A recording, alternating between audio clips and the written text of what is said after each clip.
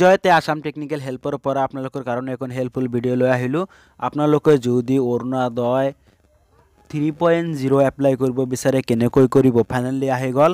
আপোনালোকে অৰুণোদয় 3.0 গুগল বা ক্ৰোমত গৈ সাৰ্চ কৰিব। সাৰ্চ কৰাৰ লগে লগে আপোনালোকে এইখন পেজ লৈ আহি যাব। এইখন পেজ লৈ আহি যোৱাৰ পিছত আপোনালোকে ইয়াতে দেখা পাব অৰুণোদয় 3.0 স্কিম। ইয়াতে ক্লিক কৰি দিব।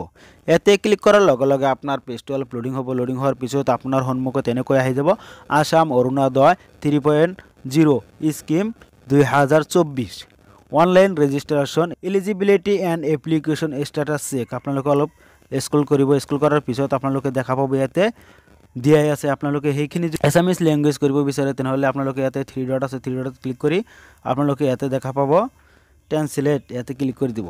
ট্ৰান্সলেটত ক্লিক কৰাৰ লগে লগে আপোনাৰ পেজটো অলপ লোডিং হ'ব। লোডিং হোৱাৰ পিছত আপোনাৰ সন্মুখত আহি যাব এনেকৈ। আপোনালোকে ইয়াৰ পৰা চাই ল'ব পাৰে অসম চৰকাৰে অসমৰ দুখীয়া মানুহ আৰু মহিলাৰ বাবে ডাঙৰ ডাঙৰ কাম কৰিছে। কৃষক মহিলা আৰু ল'ৰা ছোৱালীক সহায় কৰিবলৈ তেওঁলোকে বহুতো ভাল কাৰ্যসূচী আৰম্ভ কৰিছে। তেওঁলোকে লোৱা এটা ডাঙৰ আৰু গুৰুত্বপূৰ্ণ পদক্ষেপ হৈছে অৰুণোদয় 3.0 আঁচনি আৰম্ভ কৰা।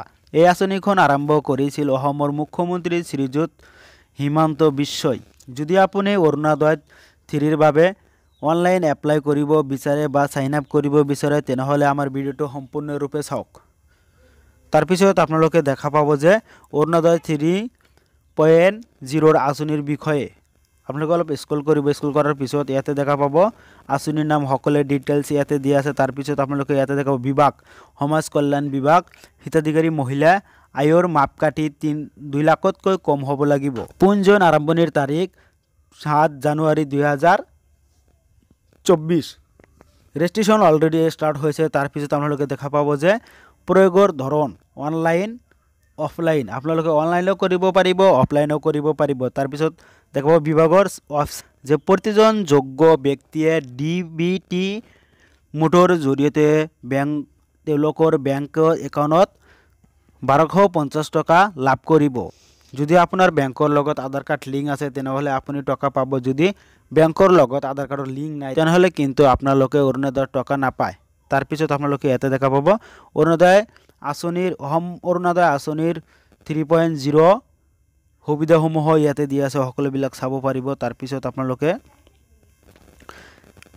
অৰুণোদয় 3.0 এপ্লাই কৰিবলৈ আপোনাৰ কি কি ডকুমেণ্টছ লাগিব, কি কি নথিসমূহ লাগিব। আধাৰ কাৰ্ড আৰু পেন কাৰ্ড লাগিব, আয়ৰ প্ৰমাণপত্ৰ লাগিব, বাসস্থানৰ প্ৰমাণ, ৰেচন কাৰ্ড লাগিব, আত্মঘোষণা প্ৰপত্ৰ লাগিব, বেংক পাছবুক ফটোকপি লাগিব, 2 কপি পাছপোৰ্ট সাইজৰ ফটো লাগিব, মোবাইল নাম্বাৰ লাগিব।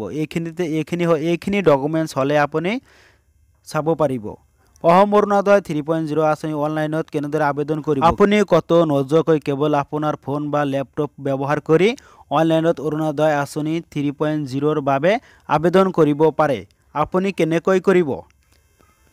নাম্বাৰ 1 প্ৰথমে আঁচনিখনৰ অফিচিয়েল ৱেবছাইটলৈ যাওক। ৰেজিষ্ট্ৰেশ্যন মেনুত বটন বিচাৰি আৰু তাত ক্লিক কৰক। আপোনালোকৰ ব্যক্তিগত তথ্য পূৰণ কৰক যেনে আপোনাৰ নাম, ঠিকনা আৰু মোবাইল নাম্বাৰ। ইয়াৰ পাছত নিজৰ ফটো এখন আপলোড কৰক। এতিয়া ওপৰৰ তালিকাৰ পৰা সকলো প্ৰয়োজনীয় নথিপত্ৰ আপলোড কৰক আৰু ছাবমিট বুটামটো টিপক। আপুনি এবাৰ সফলতাৰে জমা দিলে আপোনাৰ অৰুণোদয় আবেদন পত্ৰৰ প্ৰিণ্ট আউট লওক। এই প্ৰিণ্ট আউটটো আপোনাৰ ওচৰৰ সমাজ কল্যাণ বিভাগত জমা দিবলৈ চেষ্টা কৰক।